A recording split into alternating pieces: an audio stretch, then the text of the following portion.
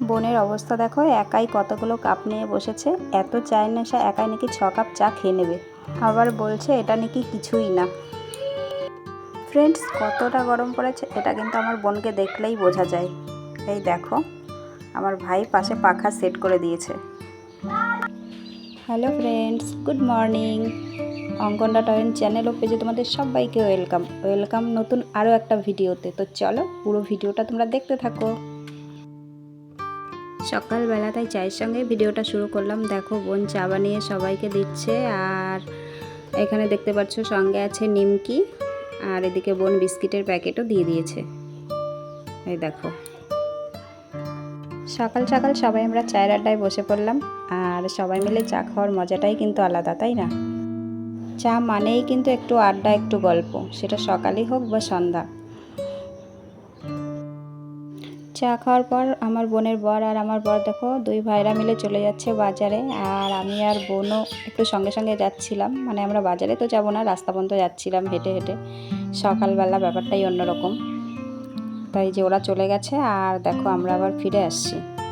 Friends, বোনের অবস্থা দেখো, ফিরে এসে আবার চা খেতে শুরু করেছে। তার মানে ও যখন গেছিলো তখন পুরো চাটা না খেয়েই চলে গেছিলো, আর এসে এখন চা খেতে শুরু করেছে। দেখে মনে হচ্ছে একাই যেন কতগুলো চা খেয়ে নিচ্ছে।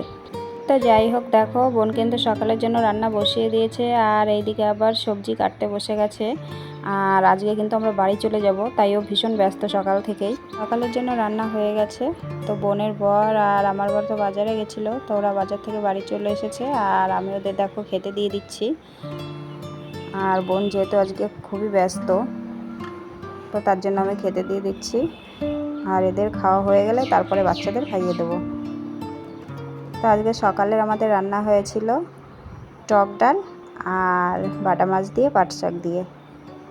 যেহেতু এদের খাওয়ার পর আবার বাচ্চাদের খাওয়াবো, তো আমার বর বললো তুমিও দুগাল খেয়ে নাও। দেখো, জোর করেই দুগাল খাইয়ে দিল।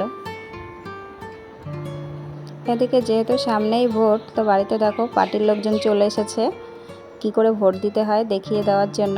তো যেহেতু আমি ভিডিও বানাচ্ছিলাম, তো আমাকে দেখে বললো আমাদেরকেও একটু ভিডিওতে নাও। তো কী আর করা যায়, নিয়েই নিলাম। তোমরা দেখতেই পাচ্ছ, দেখিয়ে দিচ্ছিল বোনকে যে কিভাবে ভোটটা দিতে হবে। সকালে খাওয়া দাওয়ার পর বোন চলে এসেছে দুপুরের জন্য রান্না করতে। আর ফ্রেন্ডস, আজকে কিন্তু ভীষণ গরম, তো কিছুতেই থাকা যাচ্ছিল না। তার জন্য ভাই মানে বোনের বর দেখো এখানে পাখা সেট করে দিয়েছে। তাই নিয়ে আমরা একটু মজা করছিলাম যে ভাই তোকে কত ভালোবাসে দেখ। আর বোনকে আবার বললাম যে কি রান্না হচ্ছে একটু দেখিয়ে দিই। তো ও বললো না, এখন দেখানো যাবে না, আগে রান্না হোক, তারপরে সবাইকে দেখাবো যে আজকে দুপুরের মেনুতে আমাদের কী ছিল। আর এদিকে দেখো এই যে মাইমা ইঁচড় কেটে দিচ্ছে। এই ইঁচড়টা কিন্তু রান্না হবে না, আমি বাড়িতে নিয়ে যাব। তার কারণ ইঁচড় খেতে আমার ভীষণ ভালো লাগে, কিন্তু কাটার ঝামেলাটা আমার একদমই ভালো লাগে না। তো তার জন্য কেটে মাইমা গুছিয়ে দিচ্ছে। দুপুরে রান্না কমপ্লিট করে বোন এসে সোজা পাখার সামনে বসে পড়েছে। তার কারণ রান্নাঘরে কিন্তু পাখাটা চালানো যায়নি, উনুনে হাওয়া লাগবে বলে। তো ফ্রেন্ডস, চলো আমাদের দুপুরের মেনুতে কী আছে তোমাদের দেখিয়ে দিই। দেখো, এখানে আছে মাছ দিয়ে পাট শাক, টক ডাল, চিকেন, মাটন আর দই মিষ্টি, আর স্যালাডে আছে শসা। বিকেলবেলা আমরা সবাই বসে গল্প করছিলাম। তো বোন দেখো আমাদের জন্য তরমুজ কেটে নিয়ে এসেছে। এই তরমুজটা আমারই কাটার কথা ছিল, তো আমি এখন কাটি তখন কাটি করে আর কাটা হয়নি। তা ও মনে করে নিয়ে এসেছে, যেহেতু আমরা বাড়ি চলে যাব তো তার জন্য। আর আমি কিন্তু তরমুজ ভালো খাই না, তবু বাচ্চাদের সঙ্গে দেখো খাচ্ছি। আর ভিডিও করছিলাম দেখে বোন বললো আমাকেও একটু নে ক্যামেরায়। তো দেখো এই যে চলে এসেছে। বোন আর বোনের বর যাবে বাজারে, তা ওরা সাইকেলে করে যাবে। আর মিঠি দেখো সাইকেলটা নিয়ে দোকানে গেছিলো, তো ওরা অনেকক্ষণ থেকেই রেডি হয়ে দাঁড়িয়ে আছে। আর আমি এবার ওদের বলছিলাম যে তাড়াতাড়ি যা, কারণ ওরা বাজার থেকে বাড়ি আসলে তারপরেই আমরা বাড়িতে আসব। তো বোন আবার আমাকে বলছে যে অত চাপ নেওয়ার দরকার নেই, তার কারণ আমাদের টোটো ঠিক করা আছে, টোটোতে করেই যাব বাড়ি পর্যন্ত। বাসে গাড়িতে যাব না, বাসে গাড়িতে গেলে অনেক রাত হয়ে যাবে। তো তার জন্য ডাইরেক্ট টোটোতে করে বাড়িতে চলে আসব।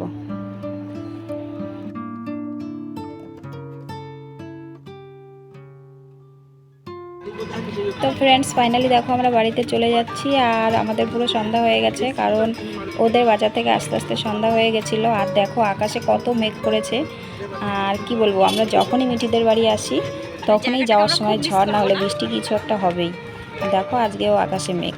এর আগে যখন এসেছিলাম তখন যাওয়ার সময় আমরা প্রচণ্ড ঝড়ের মধ্যে পড়েছিলাম, অনেক অসুবিধা হয়েছিল। আর আজকে জানি না কি হবে।